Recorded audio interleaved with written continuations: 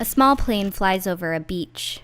Fly out to the Lake Clark coast, a place home to massive coastal Alaskan brown bears. A brown bear walks across a mudflat. While bears in Alaska are often known for their angling or clamming abilities and the enjoyment of a good berry patch, these bears love their salad too. A bear faces us and chews sedge. As omnivores, brown bears need a mixed diet with lots of fresh greens. A time-lapse of a bear eating across a meadow beneath passing clouds and mountains. So let's learn a little more about the key to a coastal bear's success. The plants along the Cook Inlet coast. A sow and her cubs run through a meadow.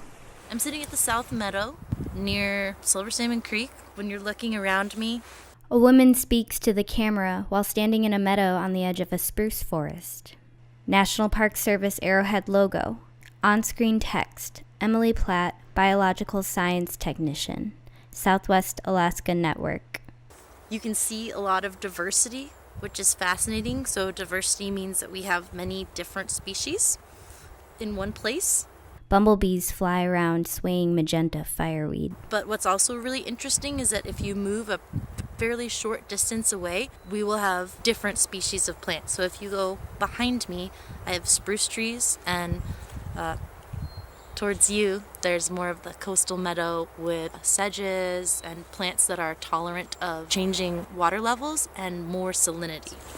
A single purple iris sways in a meadow. So one thing that excites me about plants is that they're everywhere, and we don't often look at them or notice them, but when we look at them closely and notice them, we can learn a lot about what's going on in that place. From above, tundra, spruce forest, and salt marshes. And that's because plants are very adapted to a lot of different conditions. So when we know what kind of condition a particular plant is adapted to, seeing that plant tells us about the conditions of that place. A time-lapse of clouds passing over a sloped mountain and meadow. One of the strengths of the Southwest Alaska Network is that these scientists perform monitoring on the coasts of 3 different parks in Southwest Alaska.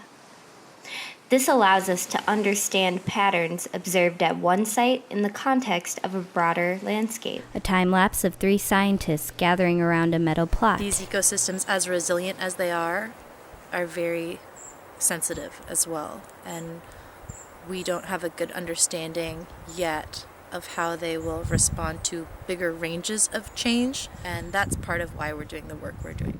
Shadows fall over a sloped mountain. National Park Service Arrowhead logo. On-screen text. Southwest Alaska Inventory and Monitoring Network. Lake Clark National Park and Preserve.